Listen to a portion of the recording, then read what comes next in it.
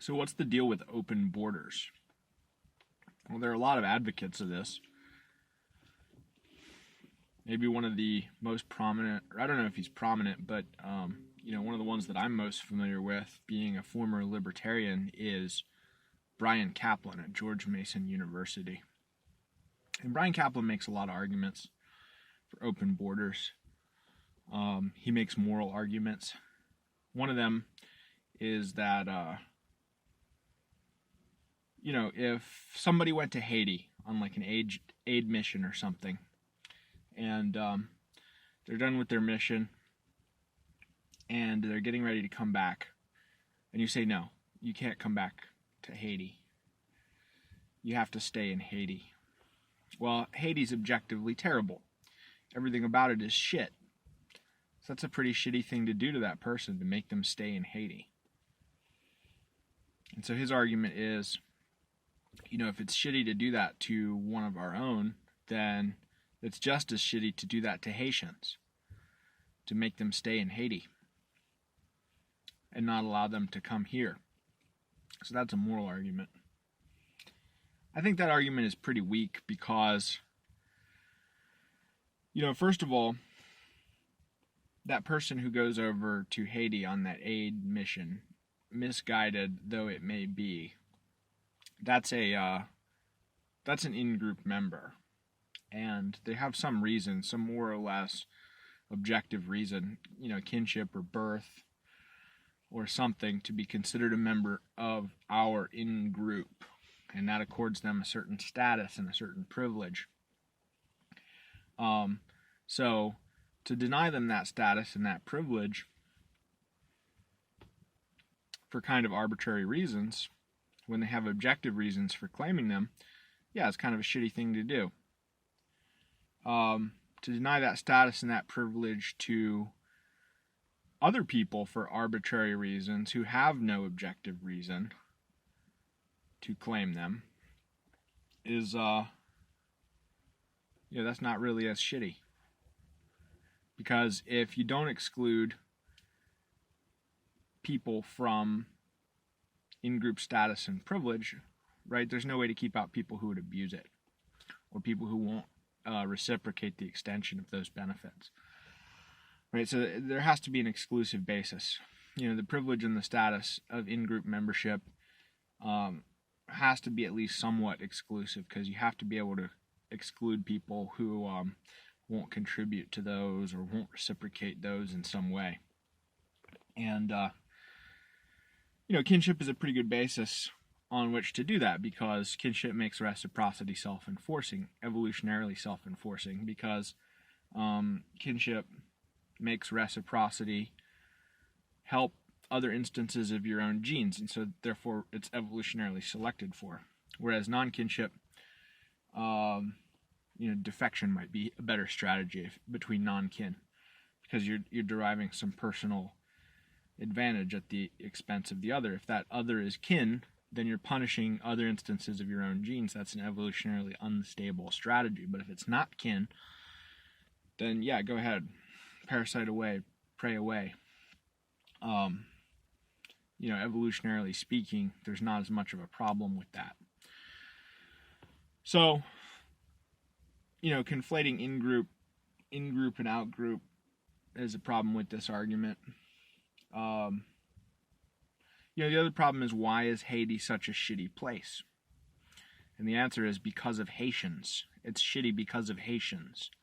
Haitians did that. Like, it used to be the most prosperous colony in the French Empire because of the sugar trade, and obviously it was a slave colony with, white masters and black slaves. There was a revolt. The blacks killed the whites. Then when they got done killing the whites, they killed the mulattoes.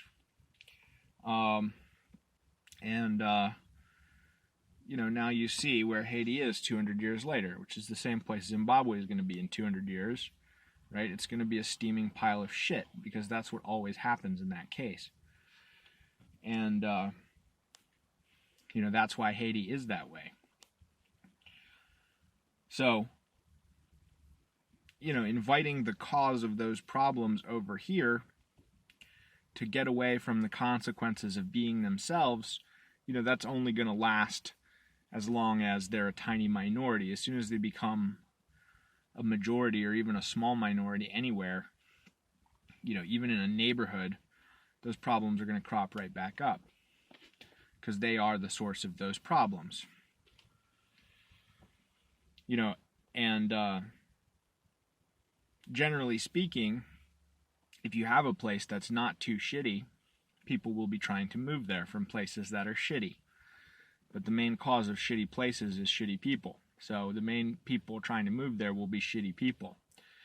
And so if you are in the fortunate condition of having a place that isn't too shitty, that people want to move to, you have to be very, very careful, because most of the people who want to move there are probably going to be pretty shitty.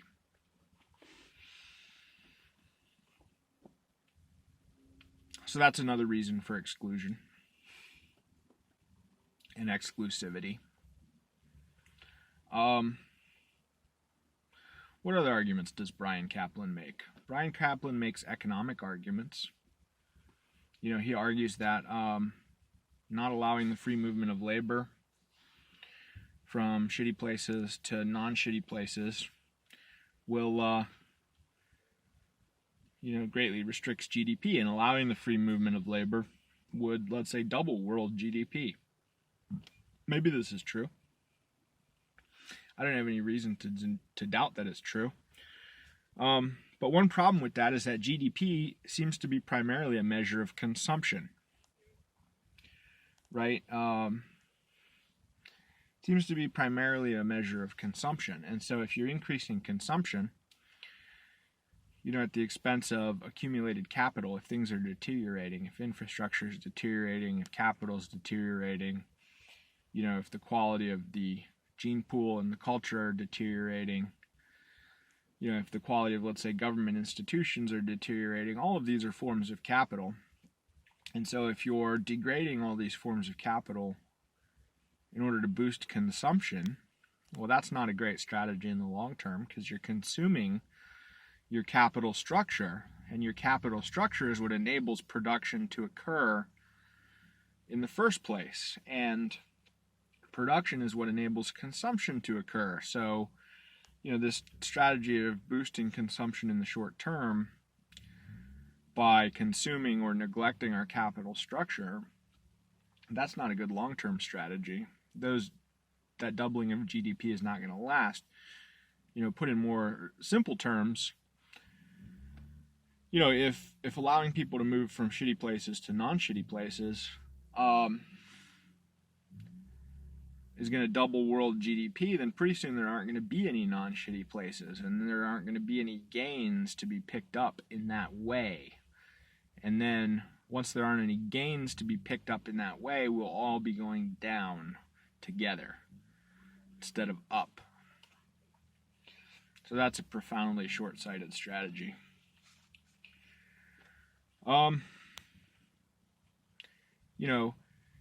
Bryan Caplan argues that, well, there's a conventional interpretation, conservative, let's say, that the country is the common property of the citizens of that nation. And, just as you can bar your front door and not allow certain people in or allow certain people in, that the citizens of that country can do the same. They can make the same choice. They can choose to let people in or not. And Bryan Caplan argues that this is socialism. This is an invalid argument because, that infringes on your individual right to choose. That infringes on your right to hire whoever you want, or your right to rent property to whoever you want. Well, yeah, it does. Not sure that qualifies as socialism, but yeah, it's a limitation on your unlimited individual ability to choose. And, if Bryan Caplan has a problem with that, that's really too fucking bad for Bryan Caplan, because such limitations are going to exist. And what he's arguing and what libertarians argue here, this is an example of why some critics have called libertarianism ghetto ethics. Jewish ghetto ethics. And that's a reference to the ghetto, where you have a condition of, more or less liberty or self-government, but it exists by happenstance, by good fortune, right? Some inscrutable foreign power has created this ghetto for you and your people. And they defend it territorially, and they allow you to do your business within it. But this little bubble of liberty exists by good fortune. You didn't create it. You didn't pay the cost of creating it, and you don't pay the cost of maintaining it. It's just a windfall that happens to exist by good fortune. And the same could be said about American frontier ethics, right? You get a condition of liberty that exists kind of unnaturally and temporarily for a brief historical period just by the pure geographic good fortune of having an open frontier that you can always move into, that you can always move farther away from authority.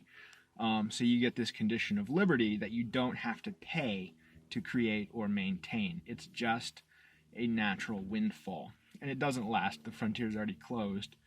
So then the question is, what, if any, are the benefits of liberty?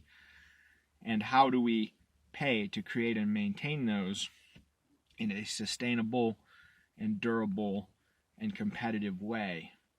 And then you get into the question of not liberty, but sovereignty.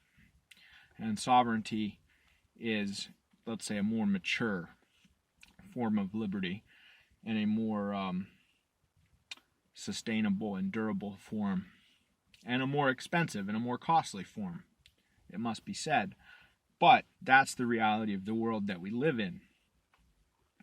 And so this idea of, there should be no restrictions on my individual right to choose. Well, what's the context in which you can have an individual right to choose anything? That context has to be a functioning polity. Because one man can't stand against the world. So you need comrades, you need compatriots to engage in reciprocal exchanges of loyalty and obligation and duty, right? To protect what's yours together. Not just don't infringe upon mine or don't violate mine, and I won't infringe upon yours and violate yours, but protect mine and I'll protect yours. Reciprocal insurance. And that's what a polity is. A political institution. And so you need this reciprocity. You need this institution to protect what's yours and to protect what's ours together. Otherwise you won't do it. Otherwise you're just some dude out in the wilderness subject to predation by bandits, or whatever. It's not a good life. So if you have this reciprocal polity, then you can defend against others, against potential predators, against potential parasites, together, cooperatively. But, their cooperation implies compromise, and it implies limits. The group has to be able to say, okay, these are the terms under which cooperation is possible and profitable for us. And so don't go outside of these limits, or you're not part of the group. Because if you're a burden on the group instead of an asset, we're going to kick you out. And if not physically, we're going to revoke the protections of group membership, and then you're going to become prey to us. Okay, so that's why there are limits on your individual freedom. You can only have individual freedom in a context. And Bryan Caplan's real motivation is even more Jewish than this, because he wrote another essay, which I'll link to, talking about how basically he's afraid of majorities. He's afraid that if anyone is the majority, they'll abuse their power as a majority and do terrible things. Well, Jews are never the majority, so that's a reasonable fear for them, and they don't want to be the majority, and they have reasonable reasons for that. But other people, normal people, they want to be the majority. They want to exist in a country that's theirs together, and Bryan Caplan doesn't want that, but I do.